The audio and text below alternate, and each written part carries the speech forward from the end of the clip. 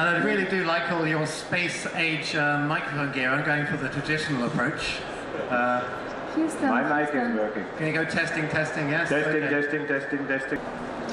Shouldn't put things too far away. But I was flying over on the plane. I get very bored with 10-hour flights, but I saw this newspaper, so I read it, and the headline, as so often these days, is to do with social media and it's about parents warning about kids' privacy. But I read in the article that, 61% of parents now upload photos of their babies within 1 hour of birth, which is quite an amazing change from when I was a bit younger. I grew up sometime in the period before social media was invented.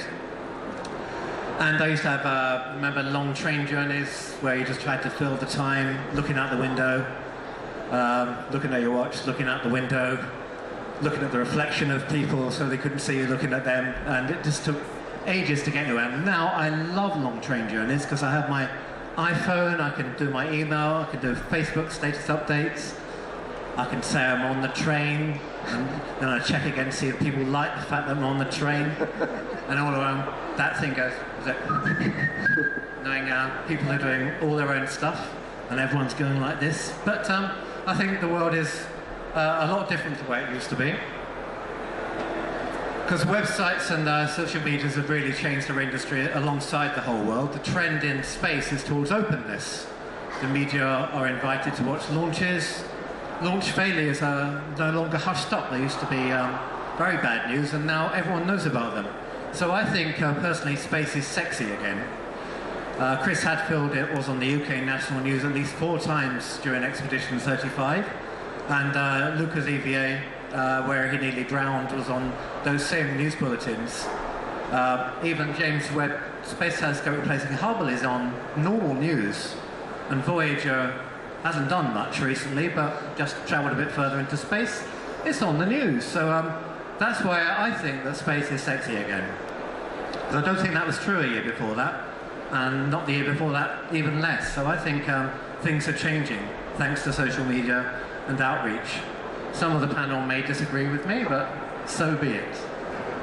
But the official title of this event is Social Media and Outreach, How the Public Has Fallen in Love with Space. So let me introduce our wonderful panel. Remco, I'll just go left to right, or right to left, whichever way I'm thinking. Remco is the Executive Director of World Space Week, and perhaps the world's leading space tweet-up organizer and attendee and participant. Next along, Andrea Remy is the Executive Director of the Space Generation Advisory Council, and she's used her outreach experience to take the SJC to amazing new heights. Further along we have Jan Werner, Chairman of the Board for the DLR, the German Space Agency, and he's a CEO who has truly shown how the power of blogging can engage everybody. And lastly, in the empty chair, we have the virtual Chris Hadfield, and he's demonstrated how showing the beauty of the planet from above inspires the world. Myself, I'm the chair of the IF Space Societies Committee, which is co-sponsoring this event with the World Space Week. We look after the interests of space societies, associations and museums. And space societies were the organisations which actually founded the IEC and the IAF. For a long time they were the only members. And as a sector, space societies and associations still make up about a quarter of the IF membership. So they are the members of the Federation that themselves have members, just like you guys. And as the next year goes by, we've got some exciting things happening. I'll just move the presentation on a bit. So our committee has already done a memorandum of understanding this week with the BIS and NVR. Anyway, enough about the committee. I also want to quickly talk about my society. The BIS is 80 years old this year, so we're celebrating just next week, the week after World Space Week. We're having a big party in Liverpool. Anyone who knows the BIS knows that Arthur C. Clarke was one of our founder members, and with space societies a lot goes on behind the scenes which people don't realise, so hopefully outreach will be good for us as well to get that message out. Anyhow, let's go on to the panellists, and if you've been following Twitter, you might have seen Remco immediately to my right here. He's pretty active as always. He posted regular updates about his time at the International Space University this summer. But earlier on this year, he became Executive Director of the World Space Week Association. And perhaps he can tell you a bit more before we get into the serious questions. Remco. Sure. Well, thank you, Scott. Good afternoon, ladies and gentlemen. My name is Remco Termans, as Scott said, the Executive Director of the World Space Week Association, and it's my pleasure to organize this event together with some partners of our organization, the Space Generation Advisory Council. We just signed an MOU with them last week, and the IAF, of which we've been a member since quite some time. But also to share this panel with two digital media legends, at least in my perception. Mr. Werner here with the famous personal blog that he posts, and of course Chris Hadfield, who needs really no introduction as far as social media are concerned. Let me quickly explain what World Space Week Association is and what World Space Week is. Back at Unispace 3 in 1999, the United Nations Office for Outer Space Affairs and in the UN Conference meeting declared the week from October 4 to 10 to be World Space Week. World Space Week is a worldwide celebration of space that over the years grew into the largest space event on Earth. And it's not just that one event. There's a lot of confusion that we run into when we introduce World Space Week. It's not just one large space event. In fact, it is hundreds of events organized by hundreds of volunteers every year all over the world. Between 2007 and 2012, there were over 3,500 events organized in over 100 countries around the world. These events were attended by almost 2 million people, and subsequent media coverage reached almost 300 million people. This is what World Space Week is really about, to reach out to the world with the message of space. Now, of course, these are impressive numbers, but there's no reason why World Space Week couldn't be much larger in the future. So, supported by the United Nations, we continue to build our network, our number of countries where we're present, the number of partners that we work with, and the number of events to reach out with the message that space is cool. And science, technology, engineering and math, STEM education help, especially young people, be part of that coolness, be it in space, be it in science and engineering in general. Although the focus of World Space Week is on young people, obviously this message of the coolness of space applies to all. So we try to focus our attention to the general public overall. Yesterday, we celebrated the very first World Space Week event of 2013. I don't know if you've seen, astronauts Buzz Aldrin and Yang Liwei and several other space executives addressed 400 Chinese school children just in the room 50 meters over there. This event marks the beginning of a new worldwide series of events where we will all again reach millions of people. A new feature that I'd like to highlight in 2013 to close off is an international event around this year's theme. It's something new that we're organizing together with our partners, the Mars Society, the Space Generation Advisory Council, Kiwi Space from New Zealand, and a mission lead at the Austrian Space Forum, all of whom I think are present in this room. So we're organizing the largest multi-site Mars simulation ever undertaken. The theme for World Space Week this year is Exploring Mars, Discovering Earth. Should I sing like that now? I hope she's not you. So we have a crew at the Mars Desert Research Station. Probably most of you know about that. In Utah. We have a mission control center in Austria, and we have 15 locations at universities all over the world from where we will undertake different elements of Mars exploration simulations. During that event, we'll link in hundreds of schools, reaching thousands, tens of thousands of children with the latest Mars technology and science. Anyway, I'm very much looking forward to making 2013 the best World Space Week event ever. In that sense, I'd like to call out to you to help me organize now or in the future more World Space Week events to celebrate the coolness of space. And in that sense, I'd like to invite you to have a look at our website, or of course follow us on social media, on Twitter or Facebook. So with that, thank you very much. And hand it back to Scott. You don't get off that lightly. I'm going to ask you your first question. Okay. And hopefully the music, well, we could sing along maybe if it comes Or we back. just talk a little louder. That's okay. Well, I would like to know what a tweet up is, because you're always talking about them. It goes tweet up, tweet up, tweet up. So, what are they? Yeah, Why are okay. they so fun? Okay, a tweet up is something very specific in social media. It's a mix-up of two words, the word Twitter and the word meetup, or meeting. So a tweet up is basically an event where you bring together people that know each other from Twitter. You bring them physically together to experience anything really, usually an event, and tweet about it. And really that's what it is. And what we've seen over the past couple of years in the space area is, back in 2010, NASA started doing a little bit more with its social media by inviting its social media followers to specific events. And those events were rather exclusive. In fact, they invited people to launches. They invited people to the technology centers to look at Mount Curiosity, for example, when it was being built at one of the centers.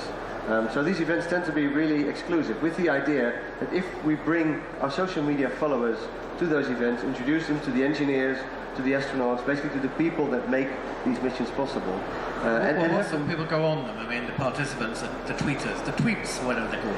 Yeah, the reason why these are invited is that these people will talk about it, and they will talk about it among each other, but much more importantly, they will be looking at their screens the whole time and tweeting about it, sending messages to their followers all over the world, and expanding the reach of those events and expanding the reach of the message of those events to hundreds of thousands of people out there who are not present there, but who are space aficionados, space enthusiasts that would like to learn about these things. Okay, we might come back to that. We haven't heard the final word on that. Oh no. Okay, I'll just move on to the next medalist. Andrea Jaime became Executive Director of the SGAC in July 2012. She's a Spanish aerospace engineer from Onda. She's also an alumni of the International Space University Summer Studies Program, in this case 2009, which was hosted by NASA Ames. And you spent a whole year in North Wales in your obscure history. That's very strange. But you worked at the European Space Agency as a young graduate trainee. You were based at Airstek in the Netherlands, where you worked for human spaceflight. And in 2011, she moved to Vienna to work as the Deputy Executive Director, so you must have done very well there. Andrea is an enthusiast of space exploration and strongly believes in the power of the space sector for the development and improvement of Earth. So you've just held your Space Generation Congress just before the IAC. So how important do you think outreach is to the sort of people who attend that? Is it different because everyone's young? Yeah, so thanks, Scott. Exactly. So my name is Andrea Jaime. I'm Executive Director of the Space Generation Advisory Council, and as Scott just said, we just hold the Space Generation Congress 3 days before the IAC, which is basically a congress for young professionals and students that we gather to exchange ideas, discuss about 5 main topics, key space topics. In this case, all related to agency, industry, exploration, society, Earth observation. And yeah, well, as Scott says, we really aim to young professionals and students from all around the world. So sometimes it's not easy, and in fact, this year we were a bit worried that we could not bring so many people to China from all around the world, because if we are in Europe, of course, it's easier for people from the US or from Europe itself to come to the event. But China is far from Europe, far from the US, just most our members come from there.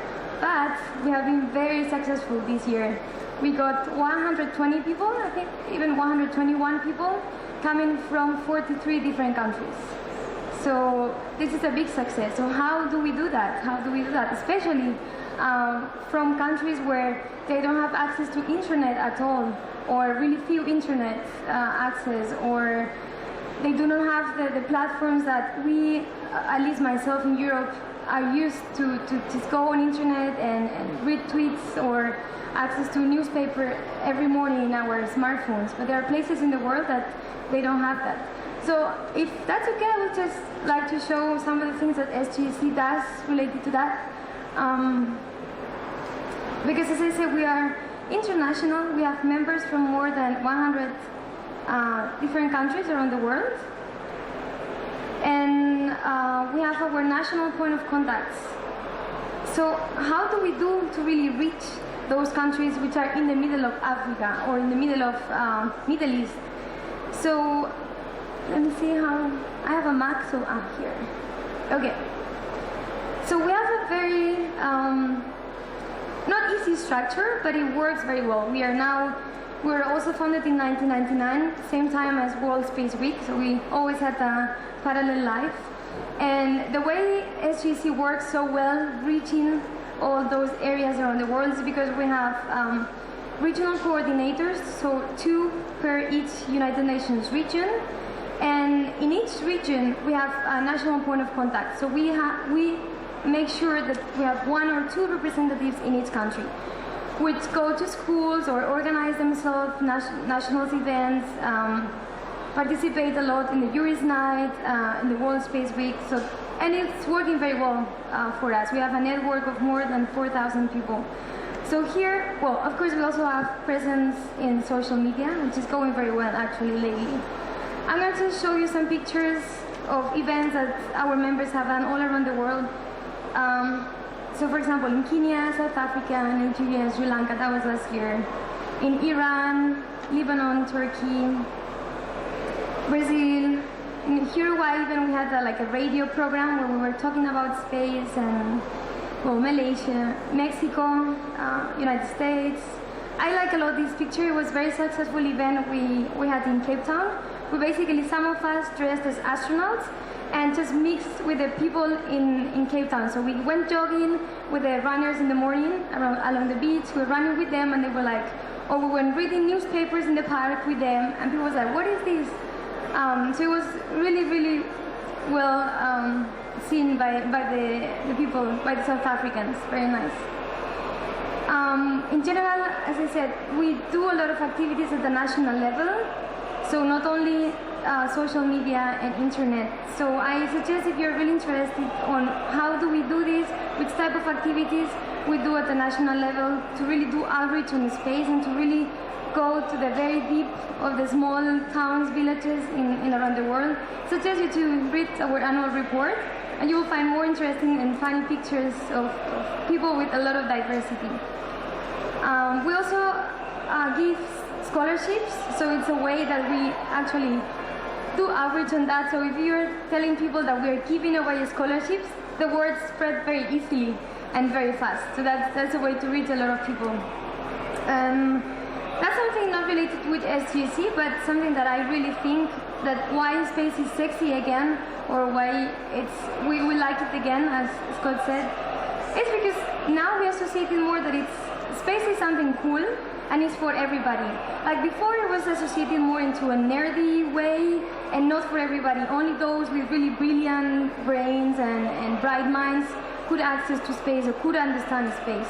But now that's why I think space is becoming again accessible to everybody, because we're really selling this space equals cool and for everybody. So some of the pictures I could find on the internet that lately are reaching a lot of people, or a lot of competitions, or even TV shows. Curiosity was very successful. So yeah, that was generally what I wanted to express today with all of you. Thanks, Andrea.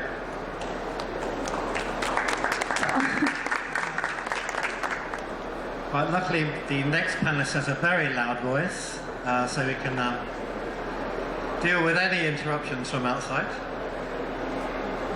And this is he. Dun, dun, dun, dun. So, Johan Werner, you became CEO of DLR in 2007, I believe. And he used to be my boss's boss when I worked for DLR, so I have to be very respectful. But it was in Portsbarn, I was once sitting in the office, and your former worker Henning Krauser said, "Hey, come and have a look at this Twitter thing, Scott. It's great. It's like SMS, but it goes to everyone." And I said, "Yeah, right." So he said, sign up. So DLR actually started me in this career, and I had my first tweet was, Hey, at Henning Krauser, this is a tweet. I can't see the point though. Smiley face. But anyway, back to Jan Werner. You studied civil engineering and spent 2 years in Japan investigating earthquake safety. For nuclear power plants. Oh. Well, we should hear about that. But amongst many other roles, you're vice president of the Helmholtz Association. Actually, that's where Henning went to eventually. But you're notable as a CEO who not only blogs but expresses his opinions, and he just posted about the German elections. Now, normally, when you're in a company, the comms department will say, you can't say that, you really can't say that, I mean it, don't say that, say this. But you don't bother with that, you just carry on anyway. So why are you so opinionated? So just to mention, it's not that easy as it sounds. To have a blog of myself and to be authentic, that means I have to write it myself. And if I write it myself, of course, it's 100% my opinion. I just got afterwards I get some corrections if there is some misspelling, or for instance, I'm using abbreviations and then my team is saying, okay, this abbreviation is not known by everybody, so. But it's 100% my opinion, and I'm using blog to post messages about what I'm thinking, about some experiences, which is not enough for just a press release, a serious press release of DLR, saying, okay, DLR did another great job and so on. It's more the tiny things in between, or just also political statements. It's dangerous, I can tell you. It's not easy because I get sometimes the reaction that in one case I got from a very high-ranked organization. I got a phone call, and they said, yes, we saw your blog. No, we do not look for blogs, but some of our staff members saw it, and they told us what you have written, and we think this is very, very, very dangerous for Germany. Or for yourself, if you think. This type of reactions I have quite frequently, but you see, that's the big value of blogs. You can post it, and it's in the world. You cannot pull it back, and that's fine. So I don't want to pull it back because I'm thinking about a blog. It exists at first in my head, and so it's not like a tweet, just so it's a little bit working. If you look into my last blog, which is for most of the people maybe very strange and unimportant, it's about science, science management, and science politics. So these 3 steps, and it came just before the election in Germany. So, and of course, I have some intention behind that. Whatever the election is, I hope that afterwards I can say, I told you what is the right way. So I'm using blogs for many purposes, but the most important one is political statements. Is it like ventriloquism, where you have like you have a little puppet and they say your innermost thoughts? It's sort of, you can't really say it, but the little puppet can. But it's myself. Yeah, it's yourself, but yes. It's sort of but it's better than it is. No, but it's not DLR with an official press release. That's our press release, and Mr. Schütz is here. They should be serious. They should give all the information, and less info and less opinion. While I give with my blogs, I give personal opinions. And these might be sometimes a little bit strange in that or that direction, but I'm strange anyhow, so of course also my blogs will be strange. Thanks, Jan. Okay, we'll move on to our 4th panelist. We'll just show his face, and while I get things ready, you all know who he is. So I actually approached his personal assistant and said, we're at the IAC, he said he can't come. And so last week I said, are you sure he can't come? She said, yeah, sure he can't come. I said, why can't you just send something we can show? And so she said, all right then, I'll ask him. So this is very, very last minute, and here he is. Hello, Scott, and hello, everyone at IAC in Beijing. I wish I could be there in person. Sounds like a great group to be at, a great week of events. I just couldn't swing it with my schedule. I did want to join in with the session that's going on. The official name, Social Media and Outreach, How the Public Fell Back in Love with Space. And thank you very much for the invitation to join you, at least by video. Scott, you sent me some questions. Let me answer the first question. What inspired me to sit in the cupola and take photos of our home planet? Being on board the space station is an incredible privilege. Every single astronaut up there feels that sense of privilege. But we also feel the responsibility of it, the necessity of doing our job properly in the best way that we can, but also of sharing the experience. And recently we put technology on board where you can take a picture and within minutes take it out of the camera, slide it into your laptop, go through, sort it out, and send it to the world. So that rather than having to wait weeks or months for a photograph, now it's possible within a matter of minutes to take a picture of someplace on Earth and be able to share it with the people that are in the photograph and with everyone else on the planet. And with that technology, it suddenly almost changed the capability of the space station. It becomes more than just a laboratory, more than just a platform of doing scientific research and engineering space vehicle research, but it becomes more of a real-time observatory and a perspective, almost a reflected perspective of the world. And I think what you'll see is more and more astronauts, as Luca and Karen are right now, taking those pictures and sending them down so that people can see not only how our world looks, but how we look in our own world, and seeing all of the world through the same sort of set of eyes in a very short period. It's a perspective that is humbling and I would say deepening for the astronauts on board, but it's one that is really beneficial for everybody worldwide to be able to see where they fit in. So I just found it an imperative. I just couldn't keep it to myself.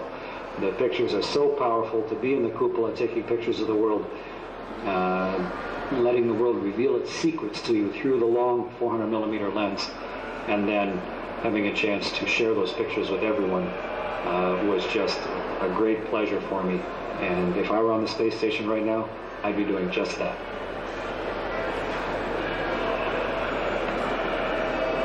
So that was another view of outreach. Since I was in my hotel room last night trying to get this video to work, I just also thought, well, let's show some of its photos. I know we've all seen them, but they are quite beautiful. It shows our planet in another view. That's Boston, as I remember, Boston from above, and I remember seeing my hometown. Oh, there's Jupiter. I don't know how I got that one. But I saw my my dad from above, and I thought, wow, because he flew over the UK a lot. But I'll let these play on, so they shouldn't be too distracting, but they are beautiful. Anyway, let's get on to the second question, because I said I'd come back to space tweet-ups, but do they actually do any good? They seem like they're the same people every time. And what the hell, are you just having a big jolly, or what? In a way, yes, of course. We're always having a big jolly, but that's not the point of it. As I explained before, the point of tweet-ups and the point of using social media for space in general is, as Chris very clearly explained, is to spread the excitement and to spread also maybe the worry and the issues that are going on our planet. Having said that, you're right in the sense that these tweet-ups tend to attract very often a very similar audience, if not many of the same people. And that, to my opinion, is an area where I tend to disagree to some extent with the theme of this discussion. Is the fact, well, is space getting sexy again? Is space becoming more popular? Is space becoming more known with the general public? Because yes, I have to say, I think it is. Yeah, and you know, I think it's right, but I think we're not there yet. We are reaching more people, but we're not reaching enough people. And the fact that here at IAC you see the same people over and over again is a sense that this is a small world. They are baptized, all of them. They are baptized in the name of space, so that's easy. Yeah, so here it's easy, but you keep running into the same people. I used to work in IT before I went into space, and I was always alone at conferences. You go to conferences, there's millions of people working in IT. The same is with these tweet-ups and with social media. There is a lot of preaching to the choir. There is a lot of messaging, going out to the same relatively small circle of enthusiasts or people that are interested. And that circle is growing, yes, but that circle is extremely small compared to what it should be. One of the reasons why we do public outreach and why we do public education is to attract people to science and engineering, but also to popularize space such that the political support remains intact, that ESA and organizations like DLR, like NASA and like NASA keep getting their budgets year over year, and that we can do the cool things that we think are necessary for the future of humanity. And if we keep talking to a very small audience, while there's a large group out there, 95%, and again I'm making up the numbers, but a large majority of the people that are not interested, and they will not become interested by organizing these events. We have to think of ways, and don't get me wrong, social media is a very important channel in that attempt, but we still have to do more and different things, maybe more disruptive things, to reach out to that 90% that doesn't get the message at this moment. And Andrea, just along the line here, you were talking about reaching 6 billion people worldwide, which you're doing a very subset. So how can you be disruptive and reach all those people outside the usual same old, same old? Well, it's difficult. For the same reasons as just Renko explained, it's difficult to go beyond this bubble of space family, or some people call it space mafia even, because when you're in, you cannot go out. But yeah, there are many ways, and I have to disagree with you and agree with you. I think space is becoming more and more into our daily lives, and people are starting to get more aware. Still, there is a lot to do, that's for sure. But I've been walking in Vienna, and I could see, for example, I showed a picture that I just made it in the post office. It's like, whatever you are, you can be like the post-astronaut, something like this was. And it was a little picture of an astronaut. And in the university, the Technical University of Vienna, there was also a big poster with a rocket, like, we are cool, we can do even aerospace. So it's getting there. I think it's more and more, as I said before, I think space now is being associated to being cool, and everybody likes to be cool. It's now like a very used word. We all like to be part of this bubble of the coolness. But again, it's very difficult to reach 6 billion people, and SGAC is an international organization, so we really aim international. We really want to go to the very, very small villages all around the world. And as I showed before, the way we reach those people is still very easily, and doesn't need to be still disruptive ideas in those places. Of course, in Europe or in the US, where we receive so many information, we need disruptive ideas, because otherwise we get bored. We are in our computer, we have 10,000 tabs open in our browser, and we forget what we are reading about. But still, in those villages where they don't read newspapers, they don't have internet, as I said, still going to talk to schools, it's what motivates them. So that's what SGAC is aiming for. We really push our people within this space mafia or space bubble to go outside this bubble and go to schools, talk about space, go to their governments, local governments, and ask for money to give scholarships, to allow more people to become part of this bubble. That's what we do. That's also outside these Western areas, let's say. Of course, within our society or here within IAC, yeah, we need disruptive ideas. And I agree. Which type of ideas? Well, I think we all need to work on that. But we have the power to create them. I think now we have the means, we have brilliant minds, and we are all ready to be innovative.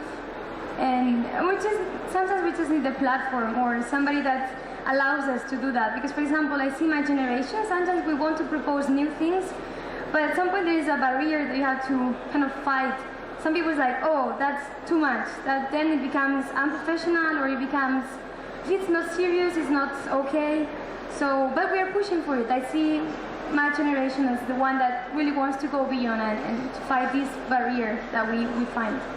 So I'm positive. Okay, so we've heard that space is cool. Do you think space is cool? Do you think like a modern agency, like a space agency like DLR, should use all the modern tools that is... You don't tweet, do you? So why don't you tweet? We've got nothing to say. Okay, so I think my opinion is a little bit different from what we heard already. So of course, it's important to communicate about space. That's for sure. And I'm not convinced that space is sexy. Again, I don't think if you discuss with people and you can convince them that in the daily life space plays a very important role. When you are in the car, you like to need the navigation system. If you are in a train, you would like to have a safe train, so no collision because of navigation. If you are in a plane, you would like to have the best noise reduced path to the airport and so on. So if you and weather and climate observation, so if you discuss with people, you can convince them, right? But I'm not sure that this works, for instance, through my blogs. I don't think that this works through my blogs. Because I don't reach those people who are more or less reluctant or are against space, because they say we are sending all the money up in space and we have enough problems on the Earth, we have the cancer on Earth, and so this type of arguments and this type of discussion is my feeling. I cannot win by my blogs at least, and not by tweets, because I cannot reach the right persons. So therefore what I'm doing is, in addition to all the social media, I'm trying to and this is against my secretary, I'm trying to accept all invitations to lectures. She is afraid about that, but anyhow, so sometimes I calculated back, in average I have per week 3 lectures at a location, different subjects, so per average. That means about 500 per year. But that would be 10 per week. I have 500 per year, so this is the right number. So I think this is important, and at least the questions, of course, who is doing the lectures? Some persons like Hetfield, these are really persons with charisma and experience. They should do it. They are paid for that when they flew, so they should do it afterwards. I don't tweet so far. I was several times asked by my staff to do it, but I'm not sure whether a tweet is in coherence with what I would like to do with my blog. My blog gives an answer, or my personal answer, to a special position, interaction of different fields, for instance. How to use space activities. DLR is not only doing space, but aeronautics, energy, transport and security. How to combine them. Or how to work together between universities and a big research center, or how to establish science management and science politics. So it's more, I try to have within this 1 or 2 pages for one special subject a deep discussion. So it's also part of what I call participation within DLR and externally. So I hope that many DLR people are reading it, and they don't have to be convinced about space. They are. So therefore my blogs is not to convince somebody. But for instance, now we have the discussion about ESA and EU and how this should go on. This is a political matter. And if I write down something about that, it gets attention not only to the baptized persons. So it's I think it's a different way I'm using it, or for a different purpose. They're just really tools, aren't they? We sort of worship the altar of social media these days, but it's just a way of communicating, really. So I think sometimes we concentrate too much on Twitter and blogging. No, we are using. But I mean, my people are using the tweets to get to tweet about Werner is putting a new blog on the page. Yeah. So this is so the tweets are used. Twitter is used for that. Right. But I'm not personally so far. Well, I don't know what happens next week, but not this week. DLR_EN, I seem to remember is the thing. So let's have a look at Chris again. Luckily, I don't have to ask him the question because he spent some time answering them on the video, so I'll just basically run it.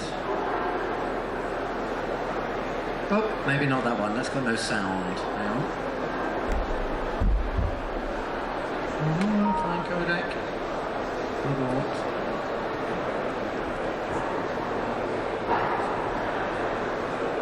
Yeah, this is a problem I had last night with encoding it. This should have sound. Scott, you asked me another question, which was, I had a lot of fun showing people how to do difficult things, floating around in microgravity. Do I think outreach is important in keeping the funds flowing for our space programs? Well, it's sort of a chicken and egg. The fundamental science and research that the space station affords us is important within our society, especially within the advanced societies around the world. Of course, just the straight research platform for microgravity, for observing the universe, and for observing the world. But at the same time, it's paid for almost exclusively through taxpayer dollars. And if we're going to take a portion of each country's sweat and labor, their gross national or domestic product, and spend it towards a space station, people have to and have a right to know what the space station is doing and why it's there for them. And one of the best ways to do that is to show them directly that this is not some remote robot laboratory where a couple people do experiments that no one knows about or cares about. This is an extension of humanity. This is an extension of what we do on Earth. It gives us a platform of doing things in a new place, which just leads to creativity and invention. Everything from looking at how I lost 8% of the bone in my skeleton up there and understanding the osteoporosis control mechanisms, right through to using this new human environment to record a music video. And by showing people the human nature of it, by personalizing the experience, so many more people become aware that the space station even exists, but also that it is relevant and interesting within their lives. If you can show that to people, then at least they can make a more informed decision in amongst all the other things that nations need to do and organizations need to do, whether this is something that they ought to be doing. So outreach as a natural extension of everything else that's going on in station is important and serves a short-term purpose, but a long-term purpose, inspiring young people, challenging them, maybe showing them a capability that they hadn't even anticipated, and then letting their imaginations run free as they make choices both with their wallets and with their lives. May I add something? I think one of our problems is exactly what he said. You asked me a third question, which was, I've just written, I've just written a book after retiring from 21 years with the Canadian Space Agency as an astronaut. Would you consider returning to space on a commercial mission? Yes, okay. So what I want to say is, we are more or less doing always the same thing. In the airport, that the security is smooth. Would you like to be in the plane to take off not only safely but also with minimum noise route, and so on and so on? If yes, space gives certainly answers. I think we should turn it around. Okay, very interesting. I also, yeah, and I also saw actually you nodding along during that video Chris was doing, so I'm actually also going to turn the question I was going to ask you, ignore it completely, because you were nodding when he talked about kids. The little things you do, yeah. So I want to move on to the outreach angles. What is the question children will always ask first? Toilets. In Germany they say why. All right, I thought you meant for astronauts it was how do you go to the toilet? But no, I mean in general. In general, no, small children are always asking why. And this so, is Remco, why? But why? Well, let's talk about young kids and outreach, because you're a great fan of the mascots. I know that ESA and yeah, it's just ESA, isn't it? Have their little tiny mascot they just introduced, and there's Camilla Corona, this big, little space chicken who goes up into suborbits, and so do you think getting young kids, and as Jan was saying, it's space, it's trying to educate them on space. I think I'll stop blurting and let you answer the question. Please. Right. Yeah, and the reason why I was nodding, and this has everything to do with your question, the reason why I was nodding is you have to make it personal. You have to make people feel what space is doing to them. make it personal. And if they can't relate to all the technical stuff that's going on in space, people that are not interested in the propulsion of a rocket or how they are interested in other things. They're interested in the aspects, as Mr. Werner just explained, or they're interested in aspects that touch them in an emotional way. Like the cover of the David Bowie song that Chris Hadfield did towards the end of his mission. That was a perfect example of how you reach a totally new audience outside of this bubble we're talking about. Fine, yeah. People that are interested in music. And they hear the song, they recognize the song, they like the song because they like David Bowie or they like music in general, whatever the reason. But they're outside this bubble and they see this video of this crazy moustache flying around in some room playing a guitar upside down and wondering what the hell is going on here. And although that video did not explain how the ISS works and how Chris got there and when he would go back and what his family thought, it did show a little aspect of spaceflight, and it made people maybe wonder one or two things. It's the why question, especially children that watch that, is why can that man play his guitar upside down, or those little why questions that are maybe small and they have small answers and they have short attention spans, but you bring a little bit of that message piece by piece by showing people things they're interested in. It would be great if sports stars, for example, would be involved. We see the release next week, during World Space Week, we see the release of a movie called Gravity. That attracts an audience outside of the space bubble that will go to a movie because they want to be entertained, they want to see something spectacular, they want to see two of these very famous actors doing crazy things in space, and we give them a little bit of the issue of space debris. Well, will these people have a long discussion about space debris at their beer after the movie? Probably not, but we reach them. And that pulp film was great, wasn't it? So yeah, normally movies zoom. But you're actually nodding along, Jan, to Remco when he's talking about schools and getting the really young people, so communicating the space message through DLR to schools. So do you talk at schools or? So I go sometimes to schools, to universities, to give some, I would not call it lectures, talks. And I'm invited by different organizations, so you can call Lions clubs or Rotary clubs, as well as Chamber of Commerce, or so it's really it's a broad variety, and I think this is the right, at least for me, it's a good way to communicate about research, especially space, but also about the other research DLR is doing, to get some people involved who are usually not considering this as a topic for them. And therefore, for instance, we are also doing parabolic flights. And in a special time, we invite persons from totally different areas to participate in such a science flight. But they cannot just fly, they have to accept that I give 1 hour lecture before that. And so I can post all the messages, and they have to stay there because otherwise they will not be accepted for the flight because of safety regulations. It's all very simple. So we are using all these different instruments, and I think this is good. By the way, we are also using German Lufthansa by putting DLR information into the information system. ESA is doing the same. So we are trying to be in different areas to attract people that because especially human space flights is in Germany not so easy because of the funding, but we need it for several contents, especially for medicine, and so I think we should use all the different possibilities we have. And so I'm trying to go to schools. We have in DLR so-called school labs where we attract school classes to come to DLR.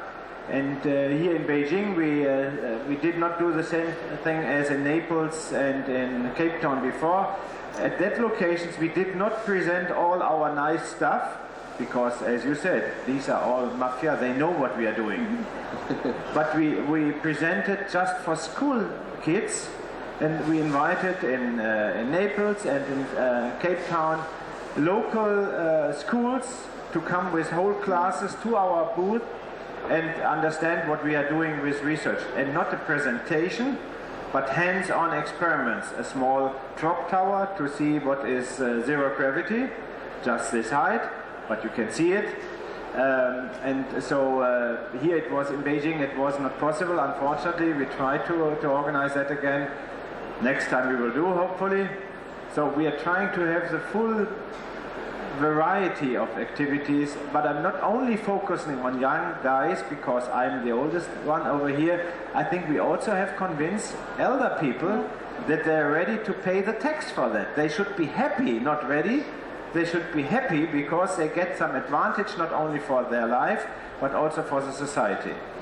Yeah, I would like to add something, and I would like to ask for the commitment of everybody here in this room, and I hope outside this room also. When you go back home, you just try to set up a talk at your hometown, but just explaining the space applications, like how space is benefiting the people in your hometown. And I'm sure at your hometown you're a little hero. You are, for example, in my case, I am kind of the NASA girl, so they like to hear me. And I took advantage of that, and I just prepared a small talk for people, not only kids. It was really to more old people, taxpayers. That's what we want to reach. But just explaining like the benefits and the space applications, and even I show them like due to space technology, some space technology was used for checking some ham, you know, the jamón in Spain. So they use space technology for that. And even if when they go outside of the room of this talk, they just remember that, it's something. And if you tell them, look, space is not that expensive, and you compare it, it's very famous, how much per year a person pays in Europe. It's like a cinema ticket, I think it was a comparison. And we have to tell them because they don't know. They just hear, oh, it's expensive, and that's what they remember. So I encourage all of you to go back home and to really prepare this talk at your, I don't know, at the town hall or even at your home with some friends. I'm sure they will love to hear that. And if each one of us, more than 3,000 people here, does that, I think we reach a lot of people, and these people will then talk to other friends like, no, I hear this talk with this person, and actually space is not that expensive, it's just like a cinema ticket. We should not expect always the heads of space agencies or like... Why not? Well, also, Okay. not only, or people that appear on TV, we can change a lot from our houses. So I hope all of you here, we're a big crowd here, and from all over the world, we could make big changes. I did that in my hometown, as I said, and they loved it. And you just need to bring a little space food, you know, dehydrated food, and they are so happy. They will love it. So we do it. One additional example in the same direction. I'm a civil engineer only. I'm not a space scientist, not at all. And I'm sometimes invited to civil engineering conferences to talk about my special field. And then I announce, okay, you will get a written document about my special field as civil engineer, but the presentation I would like to discuss about construction in space.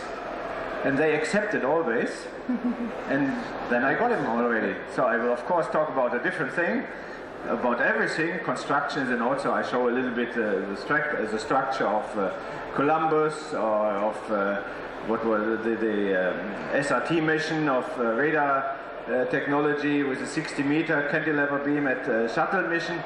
But then I get them into the discussion about space. People who would usually never discuss about space in such a very important civil engineering conference. So I totally agree. Use it, all of us, use it, and we are doing it together. Yeah, and actually that's an excellent example. Both are an excellent example of how you connect it to things that people are very interested in. And in that sense, I like how you reach out to civil engineers who may not be primarily interested in space, but they benefit from it and they have some relation with it. And I really like that. So I would like to emphasize Andrea's call. Just go and talk. Yes. And if you do it during World Space Week, we'll tell the United Nations about it. But don't talk about Delta V and these things. Just talk about what is really benefiting the people at home. So that's what they want to hear. I knew we'd get agreement on the panel. Look at that, unanimous. I see time is moving on because I did promise everyone, or did promise that we'd be out of here so people can get to the highlight lecture. So let's hear from Chris one more time, and then we'll open it up to questions from the audience. I think question 3. Scott, you asked me a third question, which was, I've just written a book after retiring from 21 years with the Canadian Space Agency as an astronaut. Would you consider returning to space on a commercial mission? Well, first, all spaceflight is commercial. The lunar lander was built by Grumman, the shuttle was built by Rockwell, the space station is maintained, by Boeing. It's all commercial. The real question, of course, is who's the customer? And primarily when the customer is the government, people don't see it as being commercial. There are some pretty interesting ventures right now to change who the customer is. And probably the leading one is Virgin Galactic, where a private person can spend their $250,000 and ride up in a rocket, get to the bottom edges of space, float weightless as they go up over the top for a few minutes, and then fall back down into the atmosphere.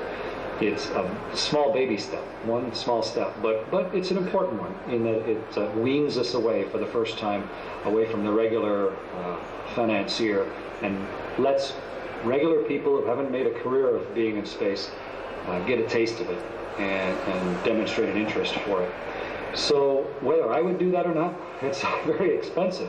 I've also been so lucky to have lived the better part of half a year in space already.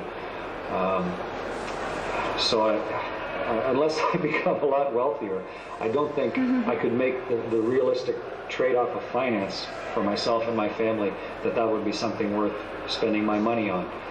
If I win the lottery, perhaps, or inexplicably become very wealthy, then maybe. Or if it becomes cheaper, maybe with the links where it's $100,000, maybe that will continue down and there'll be cheaper ways to go. But I'm very addicted to orbital flight. And orbital flight is so much faster and therefore so much harder than the suborbital flight that even though I'd love a ride, the relative cost versus the relative benefit for me, of course, I'm extremely biased. It's like when I watch the movie Gravity. I can't watch it with a clean slate nor properly appreciate it just because of my background. So I don't think I'll be riding on one of the new startup commercial flights anytime soon. But never say never. Who knows what inventions will happen over the next 30 or 40 years of my life, and maybe I will get a chance to fly in space again. I hope we all do.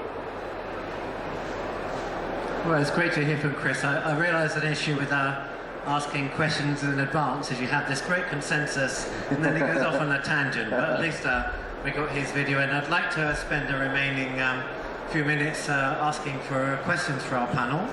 Have we got any? Have anyone got any burning outreach, social media, getting to the kids type questions? I just would like to say you can be infected by space without being an astronaut or cosmonaut or taikonaut. You can be infected. We're all here. Yeah, I was 3 years old when Sputnik was launched. Now you know how old I am. Remember, that's a very special case that you remember something when you were 3 years old. But it was so impressive that he was telling me there is a spacecraft that I had the feeling I saw it. And so this is still in my mind. I still see Sputnik flying, although I never saw it. So you have to be infected. But now, go to the I'd actually just want to follow that up, because you're talking about astronauts. Sometimes like the shop window of space. They're like a big expense when you could actually just send missions out for a lot cheaper, finding stuff out. So do you think they're like a PR way of getting the public interested? Do we actually need astronauts? Well, I think we do, because we do. If you saw yesterday Buzz Aldrin, he was here. He was at one booth, and there was really a big crowd of people just seeing in person. The second one, he would not accept this word, being member of the first team on the moon. That's what he liked to hear. Not that he was the second one on the moon. He was in the first team being on the moon. So astronauts are the tip of all what we are discussing about, right? So there is a question over there, or a comment maybe. Can you wait for the microphone to come round, and then we'll be able to tell us your name and your origin and all your numbers and. I guess I'll give you my Twitter handles, DSCHOR5. Okay. My name is Derry, I'm from Canada, and my question is, your the objectives for outreach activities through space outreach can vary depending on whether it's for educational purposes, for STEM, whether you want to reach taxpayers, or whether you just want to get the public aware of what the industry is doing. How do you measure the outcomes in each of those cases? And you have a different background, so each of you can kind of tackle that question in a different way. How do you measure the outcomes, and what is something that you're looking for if you have to report to somebody saying, okay, we accomplished this year? So we as DLR, we have to even tackle more. We have to look to children, to adults, to the taxpayer, to the politicians, to companies. So it's really a broad field, and therefore we are using different instruments. And as I said earlier, my blog is mainly for political reason, but also for politics inside DLR as well as outside. This is number one. Sometimes it's just a personal feeling. Then we have normal press releases.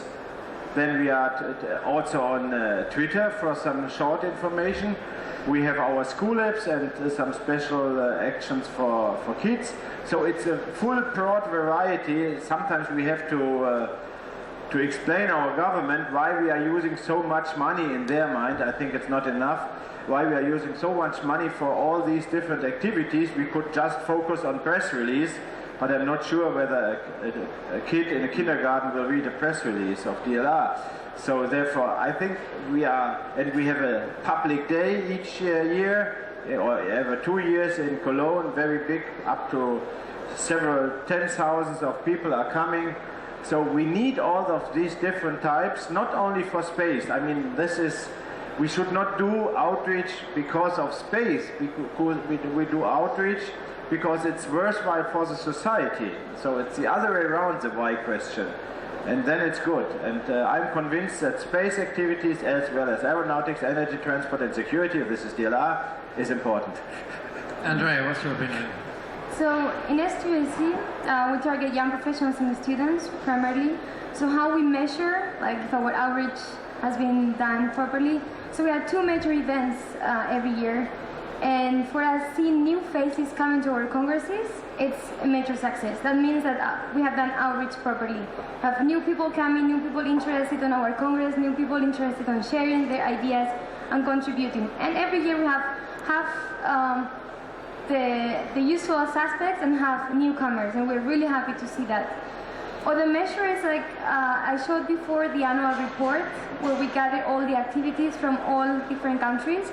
And when we get these national reports and we really see that they have been doing activities where they have been to schools and they have met perhaps their governments, or they have been able to put on a competition, or to have a scholarship to bring somebody, or to allow somebody to be in a congress or to study, that's where we see that what we are doing is working. We also have some projects, and they work on basically education and outreach. So they work on some flyers, some educational series, and they're all for free. So when we see that people is using those materials, is when we see that we success. That's basically how we measure, and we're very happy. Actually, the family is increasing, which means that we're doing well there. And Remco? It's a very good question. It's very important when you start with social media that you realize these things, that social media is not something you just do. As Dr. Werner explained, Jan, please call me just Jan. As Jan explained, there's a whole strategy behind it. There are certain target audiences that you target with different tools. If you target certain audiences, it's important to measure, and that relates to your question, that you measure the results for that particular target audience. You can only measure those results if you have an idea of what it is that you want to achieve, in order to know whether you're successful with your social media strategy or not. And this is the same with any corporate strategy. To know whether you're successful or not, you have to set certain targets.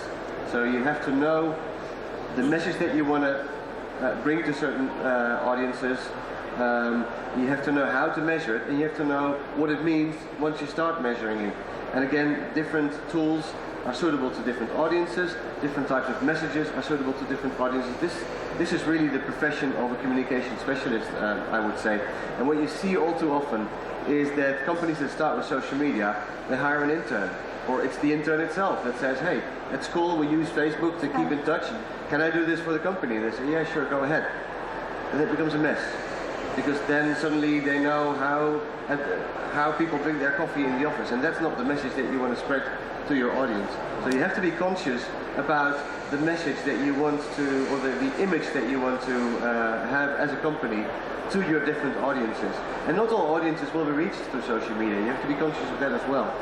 A good example of how in the space sector we deal with this situation is how we allow astronauts to tweet. Astronauts are very important for agencies on social media as an outreach platform because they're followed by many people. And what you saw in the beginning, the famous first tweet from the ISS by T.G. Creamer,